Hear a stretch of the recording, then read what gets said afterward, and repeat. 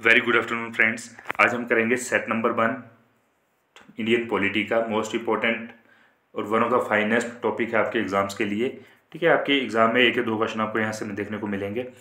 और अब अगर अभी तक आपने हमारे इस चैनल को लाइक एंड सब्सक्राइब नहीं किया तो प्लीज़ इसको आप लाइक एंड सब्सक्राइब आप कर लीजिए। ठीक है, हमारी जो पुरानी वीडियोज़ है खासकर Himachal Pradesh GK, ancient Indian history, ठीक है, इंग्लिश में ग्रामर, ओके, उसके बाद आपकी मेडिएवल हिस्ट्री, सारे टॉपिक आपको बिल्कुल फाइन मेथड से पढ़ाए जाएंगे और पढ़ाए गए हैं।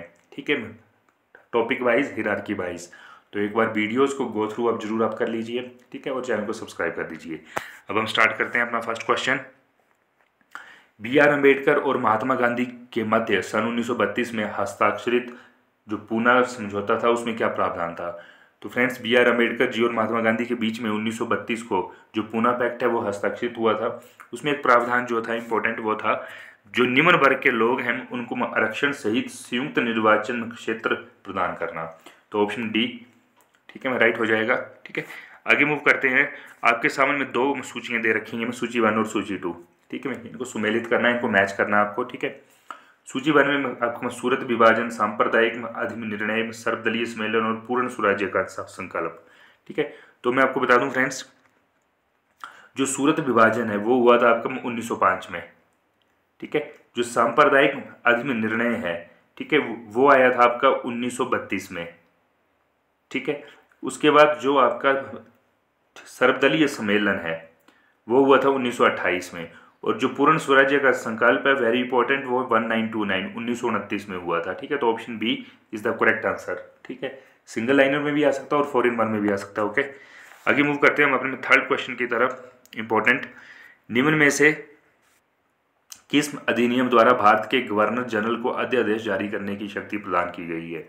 तो भारत का जो गवर्नर जनरल है, ठीक है, वो अध्यादेश जारी कर सकता है। ठीक है, किस शक्ति के अंतर्गत? भारतीय परिषद अधिनियम 1861। ऑप्शन बी बिल्कुल ठीक हो जाएगा। ओके, आगे मूव करते हैं हम फोर्थ क्वेश्चन की तरफ। अगेन आपको दो सूचियाँ दे रखी हैं। ठीक है, सूची 1 में कुछ घोषणाएं या कुछ प्रस्ताव हैं और सूची 2 में संबंधित व्यक्ति हैं। ठीक है, तो आपको इनको सुमेलित करना, मैच करना है। ठीक है, तो सूची 1 में अगस्त घोषणा, अगस्त प्रस्ताव, अगस्त संकल्प और प्रत्यक्ष कार्यवाही दिवस। ठीक है, तो हम देख लेते हैं इसका आंसर। जो अगस्त घोषणा है, ठीक है, वो लॉर्ड मॉन्टेग्यू के कार्यकाल में हुई। ठीक है, जो अगस्त प्रस्ताव है वो लॉर्ड लिथगो, ठीक है, उनके समय में हुई। जो अगस्त संकल्प है वो हुआ आपका महात्मा गांधी के टाइम में। और जो प्रत्यक्ष कार्यवाही दिवस है डी, वो हुआ आपका मोहम्मद अली जिन्ना के समय में। ठीक है, तो इस चीज़ को आप एक बार इलेबोरेट करके आप देख लीजिए, इंपॉर्टेंट क्वेश्चन है। आगे मूव करते हैं अपने क्वेश्चन नंबर 5 की तरफ। इंपॉर्टेंट है, रेगुलेटिंग एक्ट कब पारित किया गया? Straight forward question. तो फ्रेंड्स, जो रेगुलेटिंग एक्ट है उसको 1773 में ईस्वी में पारित किया गया, ऑप्शन फर्स्ट। ठीक है, आगे चलते हैं हम अपने छठे प्रश्न की तरफ। ठीक है, अगेन इंपॉर्टेंट क्वेश्चन है, भारत के गवर्नर जनरल को किस एक्ट के द्वारा अपनी समिति के निर्णयों को अस्वीकार करने का अधिकार मिला? ठीक है, तो मैं आपको एक चीज़ बता दूं, 1786 का जो आपका एक अमेंडमेंट एक्ट था उसके तहत गवर्नर जनरल को अपनी समिति के निर्णयों को अस्वीकार करने का अधिकार मिला। वो अपनी ही समिति के जो विचार थे, जो निर्णय थे, उनको अस्वीकार कर सकता था बिकॉज ऑफ 1786 का अमेंडमेंट एक्ट। ठीक है, आगे मूव करते हैं हम अपने 7वें क्वेश्चन की तरफ। ठीक है, इंपॉर्टेंट क्वेश्चन है, महारानी विक्टोरिया को भारतीय साम्राज्ञी नियुक्त किया गया 1858 ईस्वी में, ऑप्शन डी। ठीक है, आगे चलते हैं हम अपने 8वें प्रश्न की तरफ। ठीक है, साम्राज्ञी विक्टोरिया ने 1858 की घोषणा में भारतीयों को बहुत सी चीज़ें में दिए जाने का आश्वासन दिया था। निम्न आश्वासनों में कौन सा ब्रिटिश शासन ने पूरा किया? ठीक है, तो आपको पता ही है कि जो आपकी जो क्वीन विक्टोरिया थी, उन्होंने 1858 में एक घोषणा की थी कि भारतीयों को हम बहुत फ़ायदेमंद चीज़ें देंगे, लेकिन उन्होंने सभी घोषणाएं पूरी नहीं की। बस एक घोषणा पूरी की, वो थी देश में रजवाड़ों की यथावत स्थिति बनाए रखी जाएगी, ऑप्शन बी। तो इसमें जो देसी व रजवाड़े थे उनको फ़ायदा हो गया और बाकियों को लॉस। आगे चलते हैं अपने 9वें प्रश्न की तरफ। मिंटो मार्ले सुधार या मार्ले मिंटो सुधार का उद्देश्य क्या था? ठीक है, स्ट्रेट फॉरवर्ड क्वेश्चन है, तो ये आपका पृथक निर्वाचन प्रणाली, ठीक है, ऑप्शन ए। ओके, आगे मूव करते हैं अपने 10वें प्रश्न की तरफ। मार्ले मिंटो सुधार बिल किस वर्ष पारित किया गया? तो फ्रेंड्स, जो मार्ले मिंटो सुधार बिल था उसको 1909 में पारित किया गया, तो ऑप्शन बी राइट आंसर हो जाएगा। ओके, आगे मूव करते हैं हम अपने 11वें प्रश्न की तरफ। मुसलमानों के लिए अतिरिक्त निर्वाचक मंडल प्रारंभ में किसके द्वारा लाया गया था? ठीक है, तो फ्रेंड्स, जो मार्ले मिंटो सुधार 1909 था उसी का प्रावधान था कि मुसलमानों के लिए अतिरिक्त निर्वाचक मंडल प्रारंभ किया जाएगा। ठीक है, तो यहाँ पर ऑप्शन बी में राइट हो जाएगा आपका। ओके, आगे चलते हैं अपने 12वें प्रश्न की तरफ। 1909 के इंडियन काउंसिल एक्ट में किस बात की व्यवस्था की गई? तो फ्रेंड्स, 1909 में जो काउंसिल एक्ट बना इंडिया का, उसमें किस बात की व्यवस्था की गई? तो उसमें जो व्यवस्था थी मुख्य तौर पर वो की गई थी किस चीज़ के बारे में?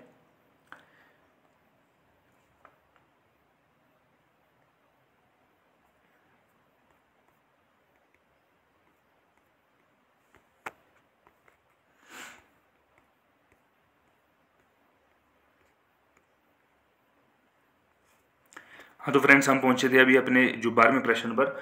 1909 के इंडियन काउंसिल एक्ट में किस बात की व्यवस्था की गई थी? सांप्रदायिक प्रतिनिधित्व की। ठीक है, कम्युनल जो प्रतिनिधित्व है उसकी बात की गई थी। ठीक है, तो ये था आपका 12वां प्रश्न। ओके, आगे मूव करते हैं। ठीक है, इंपॉर्टेंट क्वेश्चन है आपका। मॉन्टेग्यू चेम्सफोर्ड सुधार में प्रावधानों का सार क्या था? तो जो आपके मॉन्टेग्यू चेम्सफोर्ड सुधार थे उसमें जो प्रावधान थे उनका सार कंक्लूजन था प्रांतों में दोहरा शासन, द्वैत शासन पद्धति। ठीक है, तो ऑप्शन बी राइट हो जाएगा यहाँ पर आपका। ओके, आगे चलते हैं हम अपने 14वें प्रश्न की तरफ। 14th क्वेश्चन बोलता है,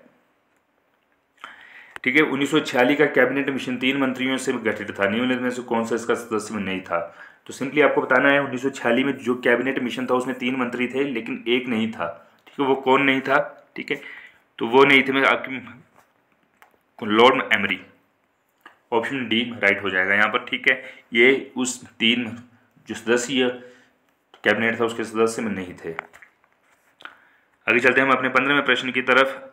इंपॉर्टेंट क्वेश्चन है, कैबिनेट मिशन योजना के विषय में कौन सा सही नहीं है? तो कैबिनेट मिशन योजना जो थी उसके विषय में पाकिस्तान की स्वीकृति सही नहीं है, इस चीज़ के बारे में चर्चा नहीं हुई थी, तो ऑप्शन सी यहाँ पर बिल्कुल में ठीक हो जाएगा।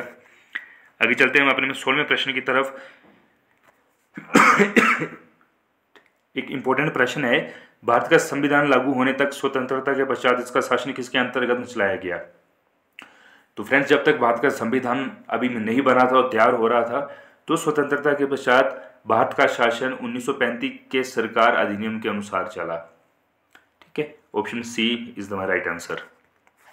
आगे चलते हैं 17वें प्रश्न की तरफ। भारत को वर्ष 1947 में सार्वभौम सत्ता सौंपने की योजना निम्न में से किस नाम से जानी गई? तो भारत को वर्ष 1947 में सार्वभौम यानी सभी सत्ताएं जो सौंपी में जाने की योजना थी उसका नाम दिया गया माउंटबेटन योजना। ठीक है, इस चीज को याद रख लीजिएगा, माउंटबेटन योजना का नाम था इसका। ठीक है, आगे चलते हैं 18वें प्रश्न की तरफ। कौन सुमेलित नहीं है? ठीक है, तो सभी सुमेलित हैं बट साइमन कमीशन का भारत विभाजन के साथ कोई संबंध नहीं है। ठीक है, option D is the right answer. आगे चलते हैं 19वें क्वेश्चन की तरफ। इंपॉर्टेंट है, अगेन आपको 2 सूचियाँ दे रखी हुई हैं, इनको आपको मैच करना है। ठीक है, सूची 1 में कुछ अधिनियम है और सूची 2 में आपकी प्रांतीय स्वायत्ता के बारे में या कुछ अलग चीज़ें हैं। ठीक है, तो हम यहाँ पर सिंपल हम देख लेते हैं। पहला, भारत सरकार अधिनियम 1919 क्या बोलता है? ये बोलता है प्रांतों में द्वैत शासन व्यवस्था। तो इस चीज़ को याद रख लीजिए, 1919। अगर भारत सरकार एक्ट 1919 पूछा जाता है तो उसका मतलब है जो प्रांतों में द्वैत शासन व्यवस्था। ओके, सेकंड है आपका भारत अधिनियम 1935। ये बोलता है प्रांतीय स्वायत्ता।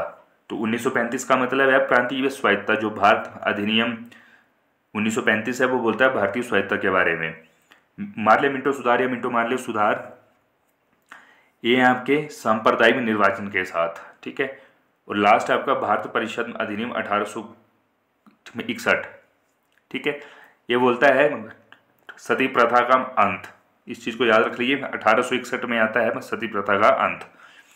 और अधिनियम 1858 ये आपका ब्रिटिश शासन शक्ति में, ठीक है। तो ये आपके कुछ इंपॉर्टेंट थे 5 अधिनियम, इनको एक बार सिंगल सिंगल करके याद कर लीजिए, ठीक है। ऐसे मैं सिंपल बता देता हूँ। जो भारत सरकार अधिनियम आपको 1919 है, ठीक है, वो बोलता है जो प्रांतों में द्वैध शासन व्यवस्था। 1935 अधिनियम बोलता है आपकी प्रांतीय में स्वायत्ता। मिंटे मार्लो सुधार आपकी में रिलेटेड है सांप्रदायिक निर्वाचन से। भारत परिषद अधिनियम 1861 सती प्रथा से, और अधिनियम 1858 ब्रिटिश शासन की शक्ति। ओके, चलते हैं अब अपने अंतिम प्रश्न की तरफ, ठीक है। अच्छा प्रश्न है, अखिल भारत महासंघ स्थापित करने का प्रावधान शामिल किया गया था। तो अखिल भारतीय महासंघ स्थापित करने का जो प्रावधान है उसको शामिल किया गया था भारत सरकार में अधिनियम 1935 में ही, जिसको कि आप सिंपल भाषा में बोल देते हैं प्रांतीय स्वायत्तता, ठीक है। तो भारत सरकार अधिनियम 1935 किस चीज़ की वकालत करता है? वकालत करेगा जो प्रांतीय स्वायत्तता है उसके बारे में, ठीक है। और इसी में ही अखिल भारतीय महासंघ स्थापित करने का प्रावधान भी शामिल किया गया था। तो फ्रेंड्स, ये थे कुछ इंडियन पॉलिटी के इंपॉर्टेंट क्वेश्चन, होपफुली आपको अच्छे लगे होंगे, ठीक है। तो चैनल को सब्सक्राइब कर लीजिए, हमारी पुरानी वीडियोज़ आप देखिए, और अगर आप हमारे सब्सक्राइबर हैं तो प्लीज़ वीडियोज़ को फॉलो कीजिए, ठीक है, और देखिए। ओके, आप मेरे को दीजिए इजाज़त। जय हिंद, जय भारत।